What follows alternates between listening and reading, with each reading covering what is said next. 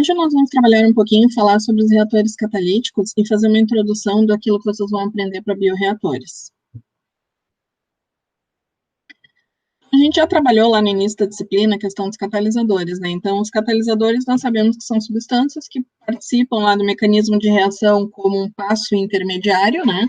Então, eles fazem uma conexão, criam um complexo ativado de menor energia de ativação, e no final, então, esse complexo ativado se desmonta, né, libera os produtos e ele retorna, né, ao estado inicial, sem participar efetivamente da reação, né? Então, nós sabemos que o catalisador consegue fazer uma redução da energia de ativação, e por isso ele facilita, ou até em muitos casos possibilita, reações que não aconteceriam sozinhas, né? Então, os catalisadores, nós sabemos já como funciona o mecanismo, mas normalmente a gente fala muito em catalisadores em meio líquido, né, durante a engenharia das reações, por exemplo, enzimas, né? Nós trabalharmos a enzima como uma solução, uma reação que ocorre numa solução homogênea, por exemplo, um substrato, né? Por exemplo, de lactose, né, ou de um substrato que contém glicose, e a gente vai colocar lá uma determinada enzima, a enzima vai participar no meio líquido. Isso é uma reação homogênea, como todas as outras reações químicas que a gente comentou anteriormente, né? Então, esse catalisador, essa substância vai estar diluída no meio líquido, tá? Então, isso é uma reação homogênea, porque tudo ali vai estar diluído nesse meio líquido. Mas catalisadores em estado sólido, eles também são de grande importância na indústria. Tá? Então, no caso das enzimas também, que vocês vão trabalhar muito com enzimas, nós temos a questão da imobilização das enzimas, né? Então, se nós tivermos uma enzima que está no meio líquido, no momento em que a gente adiciona no fermentador, ela está misturada nos reagentes, e no momento em que a gente retira desse fermento, né, desse reator, desse bioreator, nós vamos ter que recuperar essa enzima através de alguma operação unitária que vai separar essa enzima do meu meio líquido. Ou nem fazer esse processo se não for viável, né, economicamente, se não for viável, se não for interessante fazer essa recuperação, for mais cara, muitas vezes, a recuperação do que a própria enzima adicionada. Então, nesses casos, né, o que nós podemos fazer é colocar essa enzima não no meio líquido, mas colocar ela presa num suporte, né, que vai ter vai servir de suporte, que vai ter uma reação acontecendo não mais em todo o meio líquido. Então, aquilo que nós conversamos lá no início da disciplina, necessidade de contato entre os reagentes, e lá a gente comentou muito, por que é necessário mistura perfeita, né, para promover um bom contato entre os componentes que estão dentro da solução, para que eles se encontrem, para que realmente a reação aconteça. Então, a gente precisa ter essa questão do contato. Nos reatores heterogêneos, esse contato ele vai acontecer, mas no suporte. Então, por exemplo, imagine que nós temos uma bolinha, né, como se fosse uma gelatina, então uma bolinha de gel de agarose, e essa bolinha, então, ela foi impregnada, ela está com a enzima impregnada no meio sólido, tá? Então, a reação, ela não vai acontecer em todo o meio líquido, porque a enzima não está no meio líquido, a enzima está presa na superfície dessa bolinha de gel, tá? Na superfície e interiormente. Então, existem duas formas de imobilização, né? Nós podemos ter a imobilização superficial, né, da esfera, tá? Quando a esfera for, por exemplo, se a minha esfera em que eu vou fazer a imobilização pode ser, por exemplo, um material cerâmico, né? Uma esfera, um pequeno cilindro cerâmico, em que a superfície da cerâmica está com a tua enzima aderida, tá? Então, isso a gente tem uma condição de superficial, né? Então, a reação acontece na superfície da esfera, tá? Em outras condições, por exemplo, se for um gel em que é possível o teu substrato penetrar nesse gel por difusão, a reação vai acontecer lá dentro do meio, tá? Então, é importante a parte para bioreatores, por exemplo, né, do fenômeno de transporte 2, por esse conhecimento desse processo de difusão que é importante, tá? Enquanto na reação homogênea, a gente não, em momento algum aqui, se preocupou com a questão difusiva, convectiva. Por quê? Porque a gente está considerando que existe ali no meio reacional alguma coisa que mantém aquela mistura, o bom contato entre os componentes, né, o agitador, ou no caso do PFR, o próprio andamento da solução dentro do tubo, e que num reator em que acontece essa imobilização já não vai acontecer igual. Tá? Então, o efeito dos catalisadores a gente já conhece, né? Então, ele diminui a energia de ativação, aumentando a velocidade da reação, a segunda equação de Arrhenius. O catalisador não altera a constante de equilíbrio para as reações que são reações reversíveis, né? Não viabiliza reações termodinamicamente favoráveis, por exemplo. Ele não altera a entalpia e a entropia das reações químicas, porque, como nós vimos antes, né, o ΔH de reação entre a energia que existe entre reagentes e produtos, no início e no final ela vai ser a mesma, então ΔH de reação não muda, o que muda é o caminho que se percorre para chegar nele, né? Então, ao invés de ser um pico mais alto de energia de ativação, a gente tem um pico mais baixo de energia de ativação, que é o pico do complexo ativado, tá? Então, não altera-se a entalpia e a entropia das reações, certo? Não altera também a energia livre de Gibbs. Então, a gente pode classificar nesses reatores como a catálise como homogênea, que é essa catálise que a gente comentou já lá no início dentro da disciplina, tá? E em que nós temos, ele vai afetar a dinâmica ali da constante da taxa de reação, certo? Sem interferência de fatores fusionais, né, e convectivos, tá?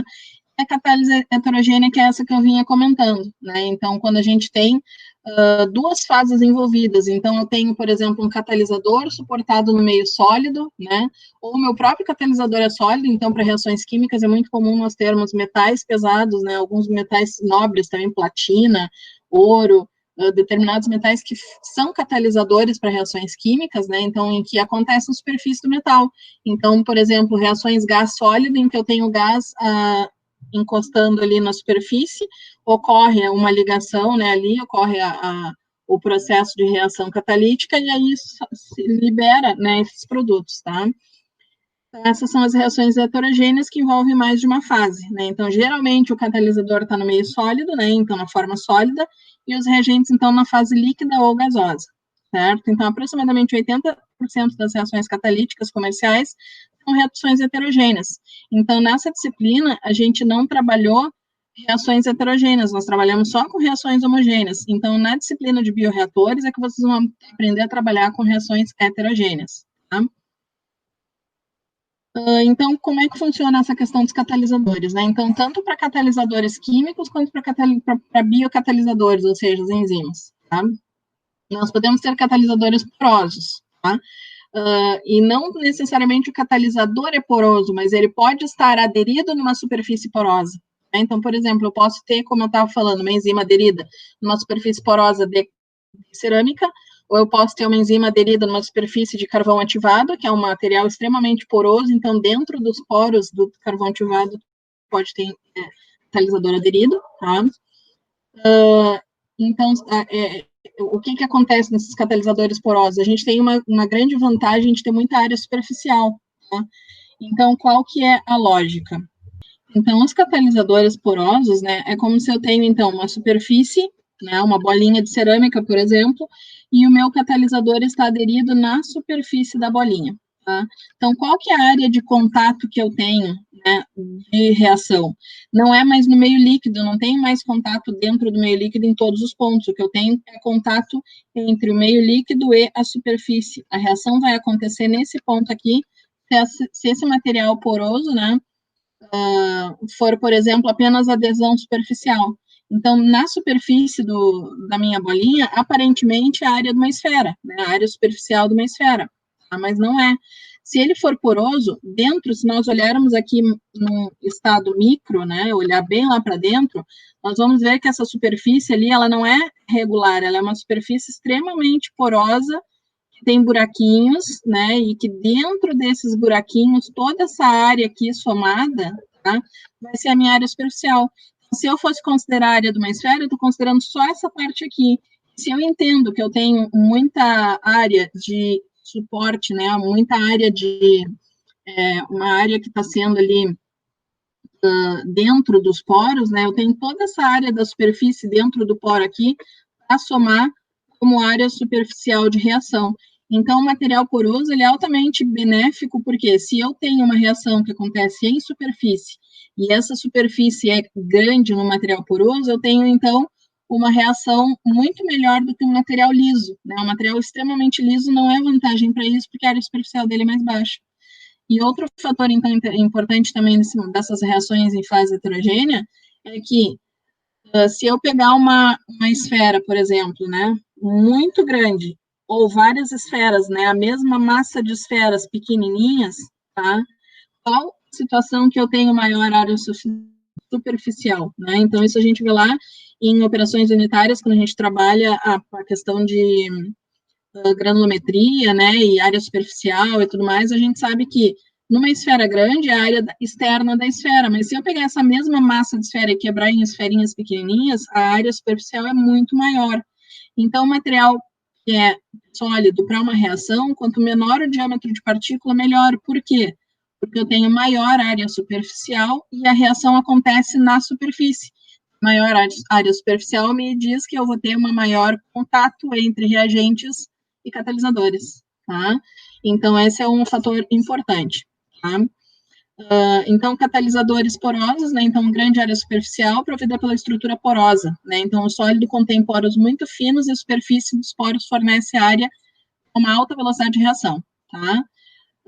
Então, alguns materiais, né? Por exemplo, platina suportada em alumínio, né? Então, tu vai ter uma base de óxido de alumínio com platina ao invés de fazer partículas grandes, né, de platina, que é um material muito caro, tu usa o óxido de alumínio, que é um material mais barato e bem resistente, uma superfície porosa em que lá dentro dos poros, em toda a superfície, tu deposita uma fina camada de platina. Então, tu vai ter uma área superficial grande de platina, não todo o material do sólido é platina, apenas aquela pequena camada superficial. E isso vai ser suficiente para acontecer a reação do reagente encostar nessa superfície e ocorrer a reação, tá? Nos casos dos catalisadores não suportados, seria o material ativo é todo catalisador. Então, seria o caso, por exemplo, ao invés da superfície de platina num óxido de alumínio, eu tenho inteira uma peça de platina. O problema disso é que, às vezes, o material é muito caro, não vale a pena, tá? Em outras situações, o material pode ser muito frágil também, se ele for unicamente utilizado, né? Então, por exemplo, uma enzima, eu posso cristalizar uma enzima, mas no momento em que eu colocar ela numa solução, ela vai solubilizar, ela não vai se manter sólida para mim conseguir reter ela, né? Então, qual que é a grande vantagem da imobilização da resina? É tu manter ela dentro do reator, né? Então, se tu mantém a enzima dentro do reator, a solução passa por ela adere o substrato, rompe o substrato e libera os produtos e permanece no mesmo lugar esperando um novo material.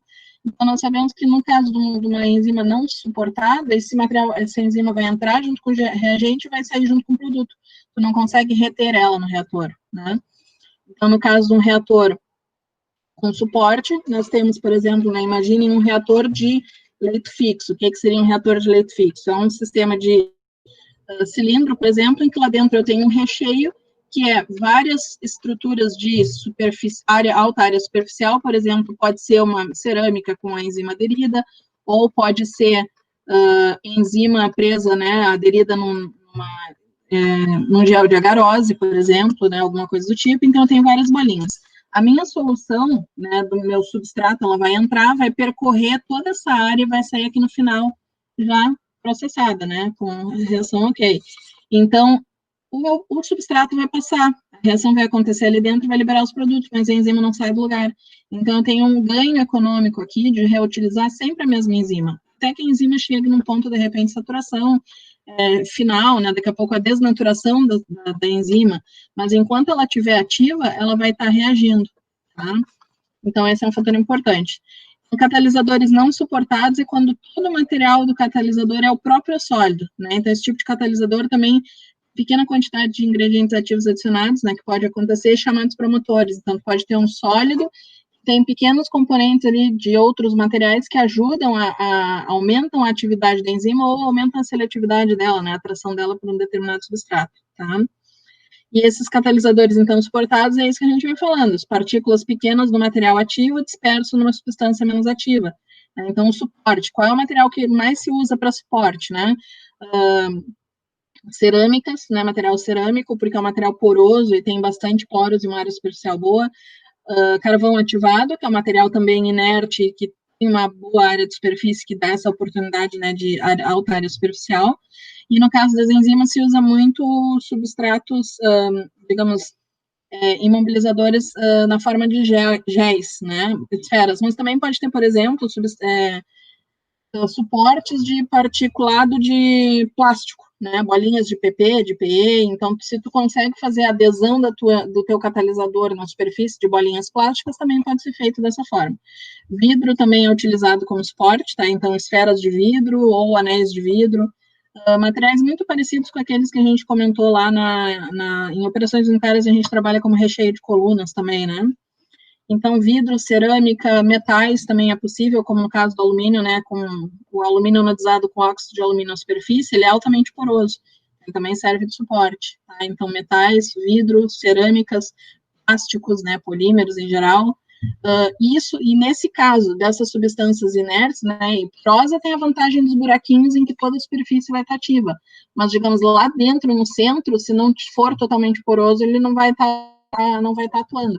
Mas vamos supor, uma esfera de vidro, né, o teu substrato não vai entrar dentro do vidro, ele vai reagir só na superfície, tá? E aí vem a questão dos géis, né, então das bolinhas de agarose, por exemplo, no caso das enzimas.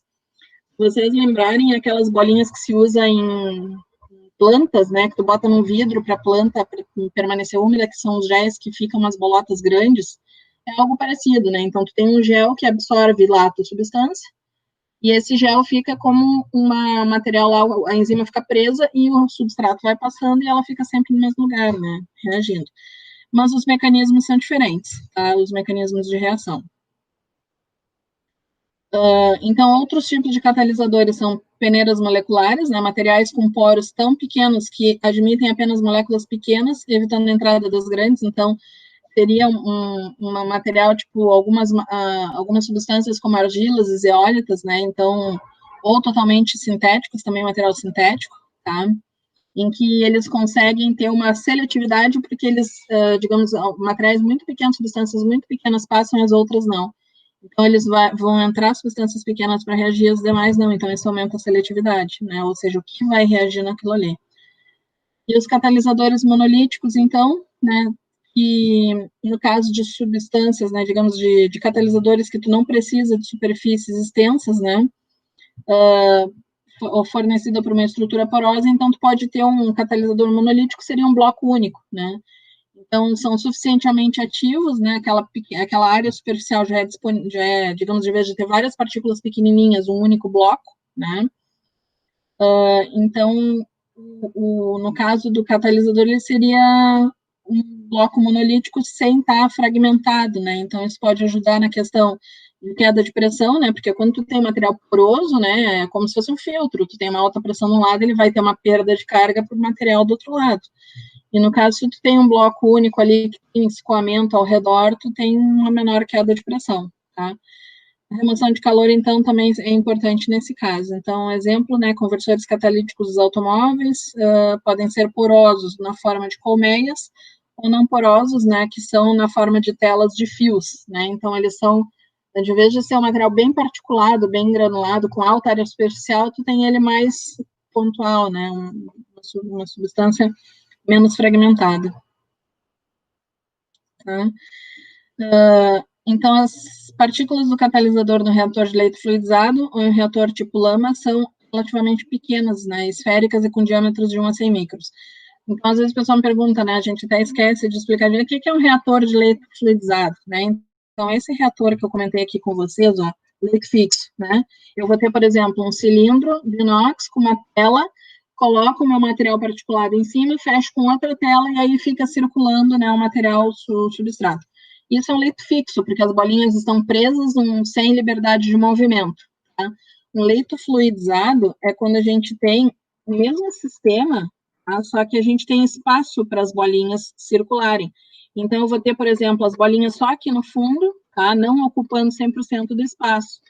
O que acontece? No momento que tu começa a bombear o teu substrato aqui, a força desse substrato empurrando as bolinhas, e isso a gente vê lá em operações unitárias 2, a gente vai ter a situação de fluidização, quando o peso da bolinha, né, o esforço da força de empuxo do fluido subindo for maior do que o próprio peso de bolinha, a gente vai ter as bolinhas subindo, então elas vão ter liberdade de movimento e vão ficar em movimento aqui, né, e fazem esse movimento, e tem, então, consegue uma maior área de contato, né?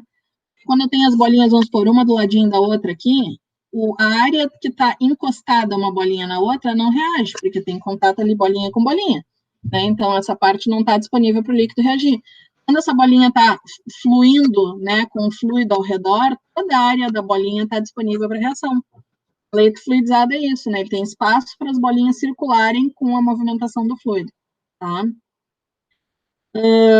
Bom, basicamente, como é que funciona, né? Isso aqui tudo vocês vão ver depois a parte matemática em bioreatores, tá? Então, isso aqui eu vou deixar para bioreatores, a Cristiane vai explicar para vocês.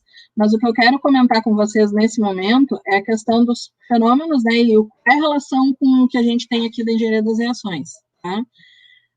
Então, o que a gente vai precisar é entender o processo de difusão e convecção, né? Então, no momento em que a gente tem uma reação homogênea, os reagentes vão entrar em contato, vão reagir, né, no meio fluido total. Quando a gente tem a reação heterogênea, é na superfície, né? Então, como é que vai acontecer? Nós vamos ter, vou deixar aqui tem as etapas da reação catalítica, né? Mas eu quero explicar essa parte aqui para vocês. Aqui, eu tenho uma esfera, por exemplo, reativa, né? E se eu tiver, por exemplo, na superfície da esfera né, a minha enzima ou meu catalisador metálico, qualquer coisa assim. E eu tenho, então, ao redor dessa enzima, o meio fluido total, né? Vamos pensar, não é um ovo frito, mas vamos supor que isso aqui só está representando o meio fluido, tá? Então, tem fluido e tu tem um sólido, tá? Esse meio fluido, os pontinhos, digamos aqui, está representando os meus reagentes distribuídos. Nesses pontos onde o reagente está no meio fluido, não há reação, porque não tem o reagente, o catalisador que vai fazer a reação, está apenas na superfície. Então, o que vai acontecer? Esse meio fluido vai ter que chegar, o meu componente ali, minha molécula tem que chegar na superfície do sólido, ela vai reagir, vai converter e vai sair de volta. Então, eu preciso de 3 mecanismos, né? A difusão, junto com a convecção, porque ao mesmo tempo esse fluido não está parado, ele pode estar correndo, né? Por exemplo, no caso que eu falei ali, no reator de leite fluidizado, o fluido está em movimento ao redor do meu sólido, né? Então, eu vou ter ali o movimento do fluido por convecção, mais o movimento pela difusão. Por quê? Porque aqui eu tenho, vamos supor, o meu reagente, né? O meu reagente A, aqui a concentração é alta e na superfície do A a concentração é baixa. Então, a tendência é que o meu A migre para essa região aqui, porque a concentração é baixa, esse é o processo de difusão. Mas ele também está em movimento pelo processo convectivo, tá? E no momento que ele chega aqui, então, ele reage na superfície, aí o que vai acontecer? O meu produto B, por exemplo, se eu tiver uma reação, né, A produzindo B, né, então eu vou ter o seguinte, o meu B que foi produzido aqui na superfície do sólido vai migrar para fora, porque aqui a concentração de B é alta na superfície, e aqui fora a concentração do meu B é baixa, tá? Então, o processo de difusão para superfície e o processo de difusão do produto para fora, tá? Reagente pegando, o produto saindo, tá? Então, agora, a minha velocidade de reação não depende mais só da minha reação que acontece nesse ponto, ela depende também da velocidade com que o A migra para a superfície e da velocidade com que o B sai fora da superfície. Então, o efeito difusivo agora é importante. Essa parte da modelagem matemática de como que isso é calculado é o que vocês vêm aprendendo em bioreatores. Mas o que é importante nesse momento eu quero deixar para vocês é tudo aquilo que vocês aprenderam até aqui é válido, só que quando tu tem esse efeito extra, vai acontecer sempre uma perda de velocidade, sempre a reação heterogênea vai ser mais lenta do que a reação homogênea, por essa dificuldade de adicionar problemas, né? Ou seja, adicionar dificuldades, que é o processo difusivo, processo convectivo, tá?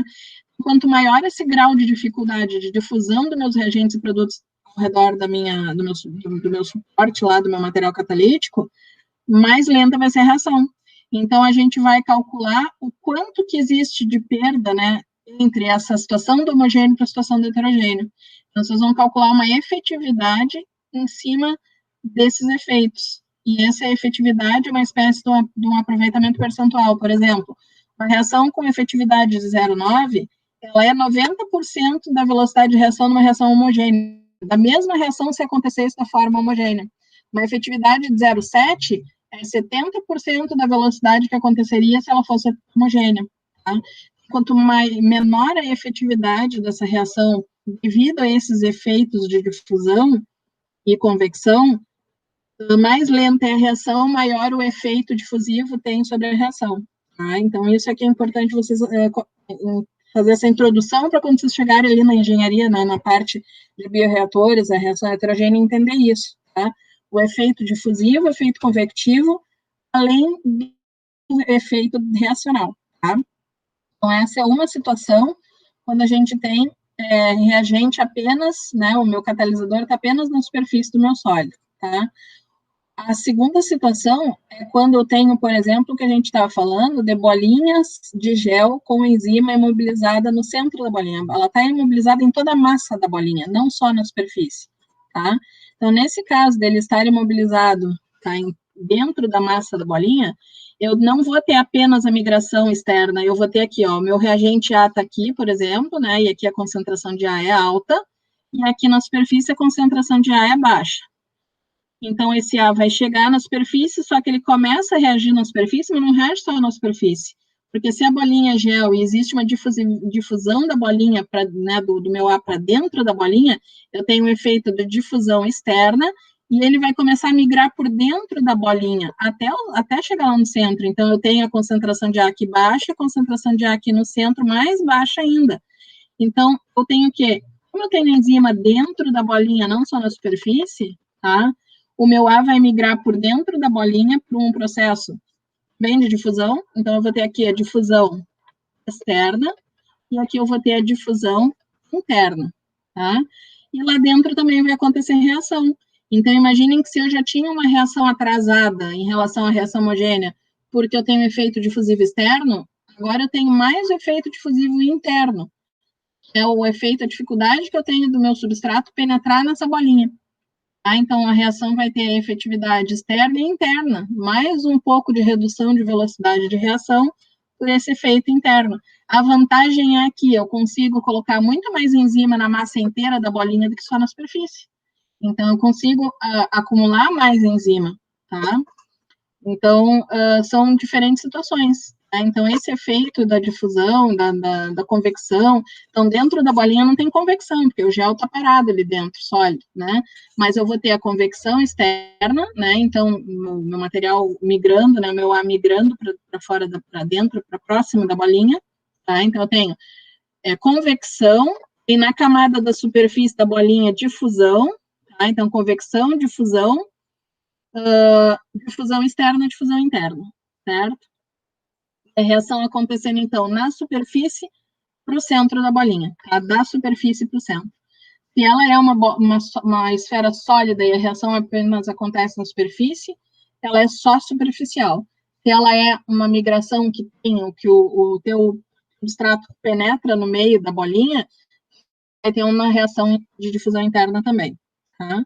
E nessa questão da superfície, se o material é poroso, e a gente for analisar isso aqui no macro, né, então vamos pensar, a superfície não é lisinha, né, imaginem que a gente vai ter uma série de poros, né, como eu vinha falando antes, existe lá uma camada estagnada de fluido, né, e essa camada então vai ter a convecção, meu A vai chegar aqui, vai fazer difusão para dentro da camada líquida, e depois a difusão por dentro do poro, né, então é um processo que tem uma demanda assim, de tempo bem maior do que se fosse apenas uma reação homogênea. Além dela não acontecer em todo o meio líquido, acontecer apenas no suporte sólido, né? Ele ainda pode ter esse efeito difusivo externo e de efeito difusivo interno. Tá? Então, a reação heterogênea sempre vai ser um pouco menor na velocidade do que a reação homogênea. Tá?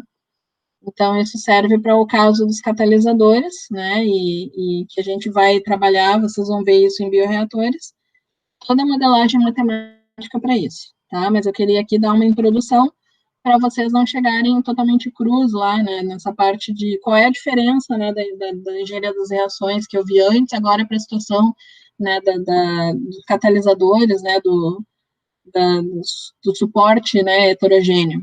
Tá? Então, esse efeito de difusão, de convecção e tudo mais, né, serve tanto para a questão sólido-líquido quanto sólido-gás, tá? Então, a mesma coisa acontece. Da mesma forma como a gente viu isso aqui, essa bolinha pode ser, por exemplo, uma colônia de bactérias, e eu posso ter a migração do oxigênio do meio líquido para essa bolinha de bactérias, que vai ter que absorver esse oxigênio para fazer, por exemplo, a degradação de uma matéria orgânica, né? Então, aí seria migração do gás, né, no meio líquido, e depois a difusão desse meio líquido, né, do gás até chegar na superfície, depois a migração desse gás para dentro do material, né, para conseguir atingir todos os pontos ali do meu sólido. Então, tem vários mecanismos aí envolvidos, certo? Basicamente, né, 3 tipos de difusão que tem dentro do interior dos poros: a difusão molecular, né, então a difusão que ocorre a nível molecular, a difusão dos poros maiores, né, que dá o transporte de massa por choques entre as moléculas e as paredes dos poros, né, e a difusão configuracional, que são, então, os poros com diâmetro de moléculas da mesma ordem de grandeza do diâmetro de poros, né? Então, a difusão configuracional pode ser pequena, né? Então, depende do tamanho do poro. Então, isso daqui são questões que, nesse momento, não vamos focar, mas mais para vocês entenderem que essa difusão que eu vinha falando, ela também não é uma difusão de qualquer jeito, né? Ela tem, cada sistema difusional ali vai ter um fator diferenciado, tá? Mas, em geral, em bioreatores, a gente vai ver com muito mais com foco de enzimas imobilizadas e colônias de bactérias, por exemplo, né? Então, material poroso de gel com enzimas, ou geralmente a gente vai trabalhar com colônias de bactérias. Certo? Então, quando eu falei dessa situação, né, de que sempre vai ser a reação heterogênea mais lenta do que a reação homogênea, tem a seguinte relação, né? Existem 2 possibilidades. Se a transferência de massa através daquele filme que eu falei da superfície onde acontece a difusão, ela é muito fácil, tá? A taxa global da reação vai ser determinada pela velocidade de reação química, porque a gente vai dizer que a difusão é tão rápida que não altera a taxa total de reação, né? Então, se a taxa de reação é mais lenta do que a taxa de difusão, não vai fazer diferença. Ou seja, o meu digamos aqui, né, eu tenho a esfera, o meu componente A, por exemplo, o meu substrato, ele vai conseguir chegar na superfície mais rápido do que ele é consumido, porque essa velocidade aqui causada, né, esse atraso causado pela difusão é negligenciável, tá? Então, a velocidade da reação química vai ser a própria velocidade de reação. No caso, quando a transferência de massa, então, nessa superfície, nesse filme fino que fica ao redor do sólido, é muito lenta, digamos, se ela é mais lenta do que a taxa com que consome, né, aí tu vai ter um atraso na reação, realmente. Então, a gente diz que ela não é negligenciável, ela é apreciável e tu precisa considerar ela, tá? Então, a transferência de massa, ou ela pode ser muito rápida, ou ela pode ser mais lenta que a reação. Então, num caso, a gente vai poder dizer que a reação tem uma efetividade muito alta, por exemplo, se a efetividade for 99%, é a mesma coisa praticamente. Então, não faz diferença se ela for no meio líquido ou no meio heterogêneo, que a taxa de reação, a velocidade é a mesma. Tá?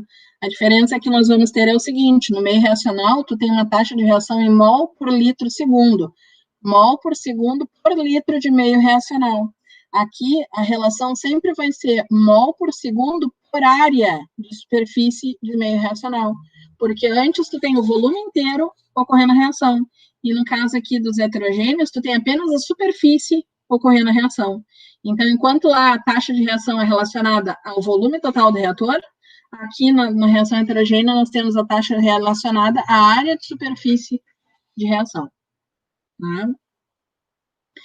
Então, isso que eu coloquei aqui para vocês, pessoal, mas é uma introdução daquilo que vocês precisam, né, ter em mente para relacionar aquilo que a gente viu em engenharia das reações com o que vocês vão ver em bioreatores, tá?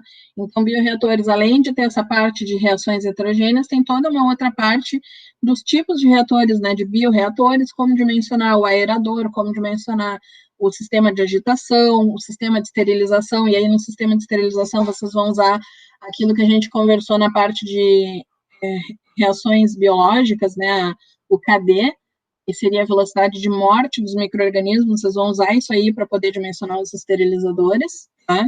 Então, vai ficar complementar, né? Então, a parte de bioreatores, ela é complementar a essa parte de engenharia das reações, então é importante vocês terem essa visão, né, de como as coisas se conectam, tá?